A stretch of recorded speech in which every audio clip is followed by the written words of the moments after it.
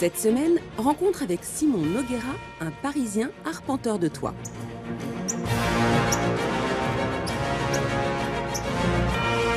Je m'appelle Simon Noguera, j'ai 27 ans et ça fait une bonne dizaine d'années que je pratique le freerun.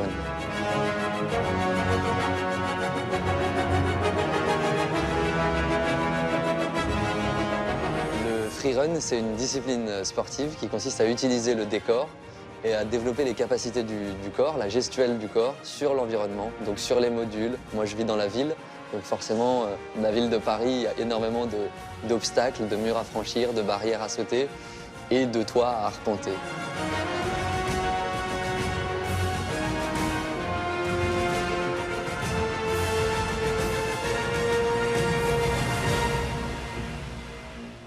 La principale sensation à laquelle je suis confronté, c'est la liberté. C'est une sensation énorme de pouvoir déjà accéder là où se porte mon regard, de pouvoir y aller parce que je peux grimper, parce que je sais utiliser mon corps, parce que l'environnement autour de moi me permet de m'élever.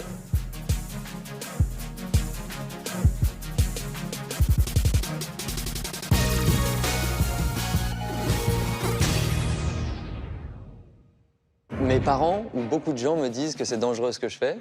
C'est vrai, c'est normal, mais à mon sens, le danger n'est pas une valeur à appliquer sur chaque individu.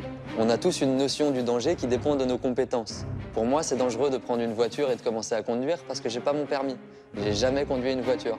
Évidemment que c'est dangereux et pour moi et pour les autres. C'est-à-dire que mon danger, ma notion de danger à moi, elle n'est pas la même que celle des autres. Mais par contre, c'est vrai qu'on me dit très souvent que c'est dangereux ce que je fais parce que les gens qui m'entourent projettent leurs propres peurs sur ce qu'ils voient de moi et ils se mettent à ma place avec leurs propres limites, avec leurs propres notions de danger et évidemment, ça leur paraît dangereux.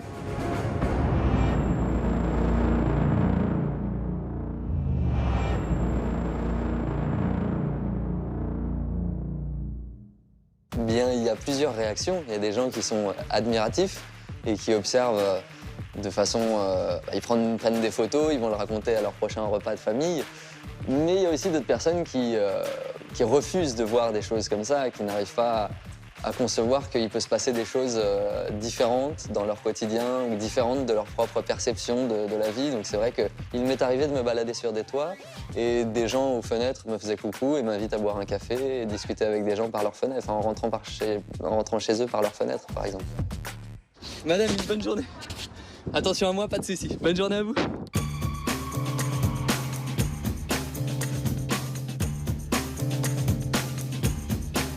Notre-Dame, c'était un peu pour moi quelque chose d'idyllique, un objectif en me disant oh, si c'était possible, eh ben, je le ferais. Mais c'est vrai que j'étais tellement intimidé par Notre-Dame qu'il m'a fallu grimper 30 autres églises avant de me dire bon, je vais faire un tour de Notre-Dame en essayant de voir s'il n'y a pas un accès. Mais j'étais même surpris de la facilité à laquelle j'ai pu accéder en haut. Et en tout cas, c'était une expérience fantastique. J'ai pu vraiment toucher l'histoire, les gargouilles, le décor, les morceaux d'architecture en haut, les morceaux de la toiture. Tout était vraiment magnifique. Les ornements, le détail, le bois magnifique qui jonchait toute la voûte de la toiture, quoi, était vraiment monstrueusement magnifique. J'ai vraiment apprécié énormément tout ce séjour un peu hors du temps lors d'un lever du soleil sur Notre-Dame.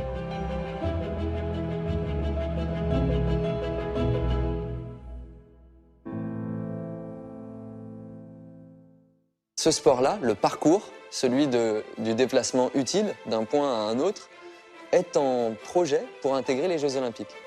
Donc c'est une avancée exceptionnelle. J'ai cru comprendre que ce ne sera pas dans l'année qui vient, mais ce sera sans doute dans l'étape suivante des Jeux Olympiques. Quoi qu'il en soit, dans cette année-là, j'ai cru comprendre que le skateboard rentrait, qui est une autre pratique, mais qui a émergé aussi relativement dernièrement par rapport à l'athlétisme ou à d'autres pratiques qui étaient déjà dans les Jeux Olympiques. Toutes ces nouvelles pratiques qui viennent un peu de la street culture, qui viennent des années 2000, qui viennent se développer grâce aux réseaux sociaux, tout ça, commencent à prendre suffisamment d'essor pour être des potentielles pratiques à mettre dans les Jeux Olympiques.